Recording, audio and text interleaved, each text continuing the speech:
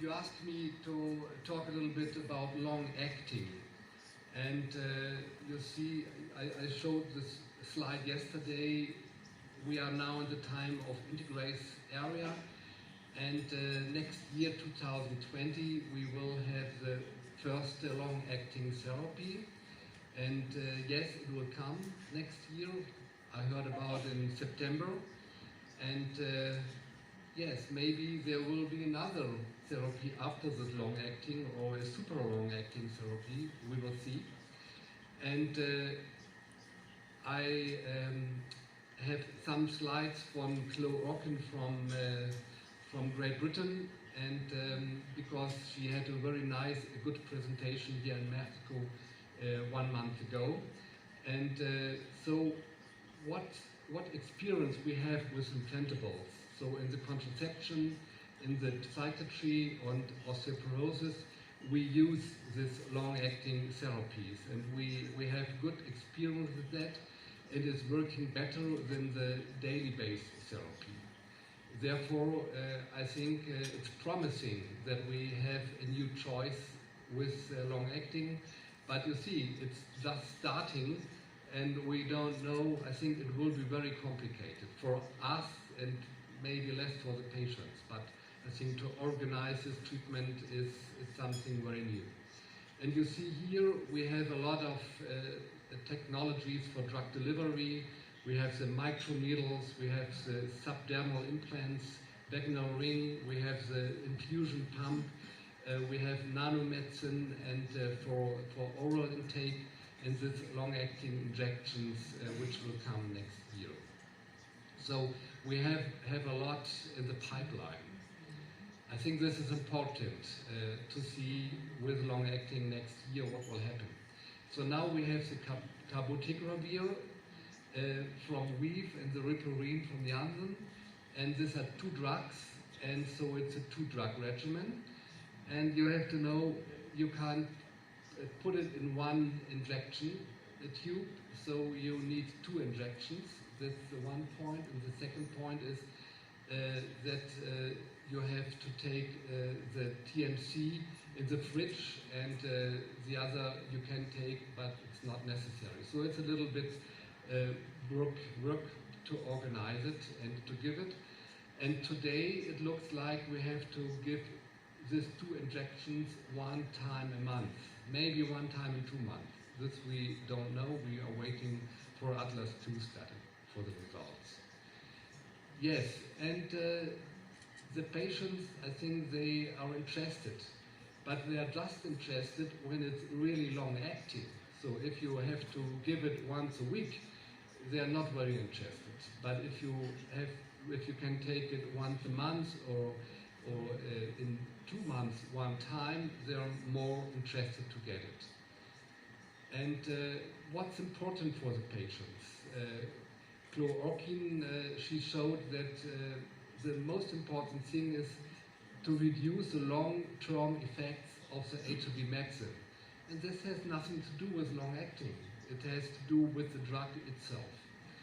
But the longer lasting of the treatment is important, but if it's really long and not just 1 or 2 weeks.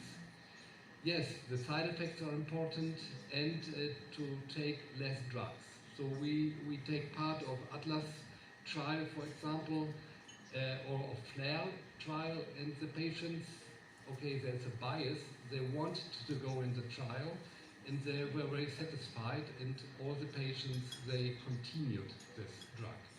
So these are the Atlas and the FLAIR study drug design, and you see FLAIR is the naive trial, Atlas is the trial for the people who got treatment before, and now we got this year the 48 data in relation of the satisfaction with this therapy.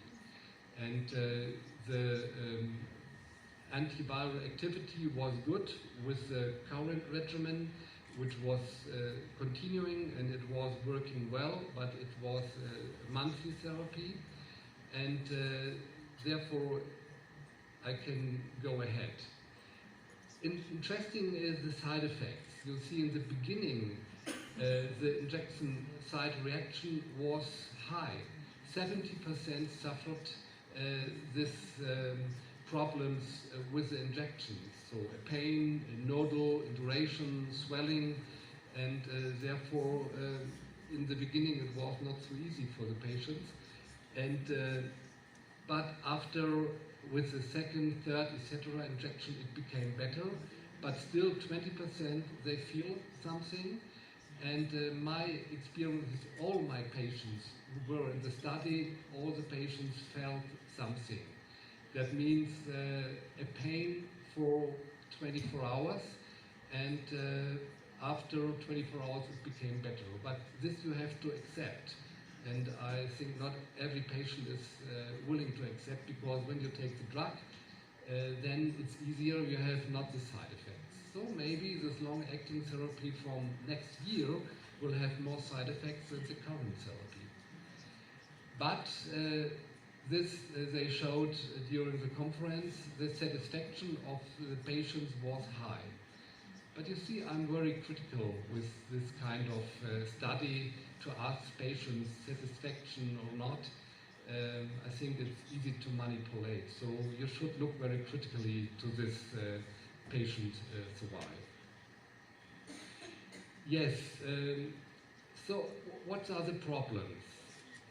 So I think the problem is we have a very long half-life time. And for example, you just give one injection and then the patient decided not to continue. So there is still the medicament level, and so you have to do something not to develop resistances. And maybe you have problems with hepatic impairment, or you have problems with the kidney. You got this injection, you can't take it out of the body, so it might be a problem too. What's with the TB drugs? What's with the drug-drug interactions? And for example, you need an oral lead-in, and maybe if the patient is not able to come to get a new injection, maybe you can make an oral phase for 1 or 2 months, and then to continue this injection phase. So all these questions, we have no answers yet. So I think we have to know next year how we manage these situations. And this oral bridging, I think, is a very important thing. And some patients, they developed a mutation, this L74I, and we have to know more about this polymorphism, and what's about the pregnancy, and the last thing on the other side is the question you asked me about Africa. What's ensuring in low and middle income countries to roll out? I think it's important, and it looks like this new drug will become very, very expensive. Yes, so they looked to this mutation. It appeared in Russia in some patients, and it looks like it doesn't matter. So the drugs are working even with this mutation. And this is therefore, we got an answer for that. But here you see the different dosages and the long time for 48 weeks. So it's a long time the drug is in the body, and this might be a problem too in the future. And you have to know that in women the half time is longer than in men, and we don't know yet why this is. And then we have to know that there is drug-drug interaction with the TB drugs, and therefore rifampicin is not possible to give, to take, and rifabutin you can take like in other situations. So the antiretroviral therapy, the next generation. I told you a lot about this injection therapy, but I think the implantable and removable combination of the antiretrovirals will come soon, and maybe this gives more opportunities to handle with these problems I told you, because maybe there is some problem with that drug, then you can take this implant out. And that's better, I think. So I think this long-acting therapy is just the first step of the long-acting therapy, and this injection therapy, I think we have to go new ways. And here you see what we have in the future. We have more long-acting drugs for subcutaneous application, for IM applications, and for this biodegradable devices. So there are a lot of new drugs, and we will see a lot of new combinations, and I'm sure in 3, 4, 5 years we have another therapeutic world in relation of HIV than today, and this long-acting, which comes next year, is just the first step. Yes. Therefore, I think I was quick, like I told you before.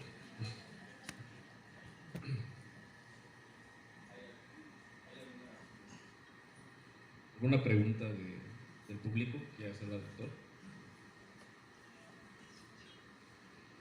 There are some questions of the slide, Yeah. but many of them are related to how to manage multi-experience patients.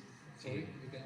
Many of them are related to how to manage Yes. the patients with multi-experience treatment.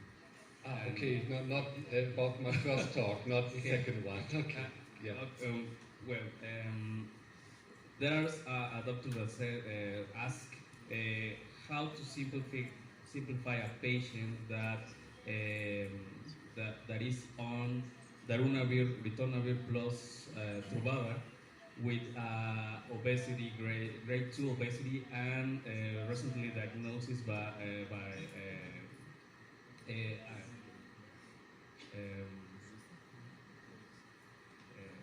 apnea.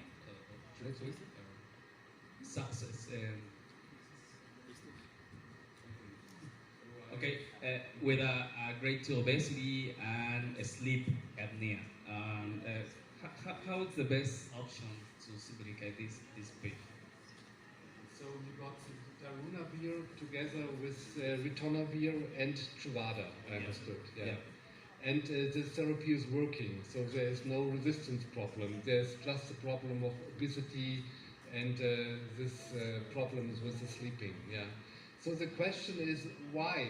Is it the drug or is it the lifestyle? So I think first I would speak with the patient, and I would try, like I think in the poll in the beginning you wrote, first we have to optimize the lifestyle maybe, and I think it's possible that the lifestyle is more important to better the situation than to change the HIV therapy. But of course you can switch to a non-boosted regimen, like a Delstrigo, for example, if it's possible, because the boosting therapy has a tendency to make the weight higher. Therefore, Delstrigo would be an option if there is not a resistance problem. What is the role of the L74I mutation in patients with when we plan to use the long-acting drugs? We need to do a genotype previous initiative. So I think it don't look like that, because we show that this resistance, when patients have it, the therapy is working well. So I think it's not necessary, but the last decision is not found for that. Okay, there are some doubts about how to manage patients. For example, a patient with the first-line therapy with non-nucleoside inhibitors, and with N and RTI. Yeah, and failing to this, the second line in Mexico is a IP regimen, boosted IP regimen. But when we have to simplify these patients, we can use Triomec with an option to simplify. So I understood they failed to NNRTI regimen, for example, Sustiva. Yes. Yes. Yes. And then we should look to the resistance, and maybe it's just K103N, for example, and there is no new mutation. Then we have a lot of options. So even you can give doravirine for this patient.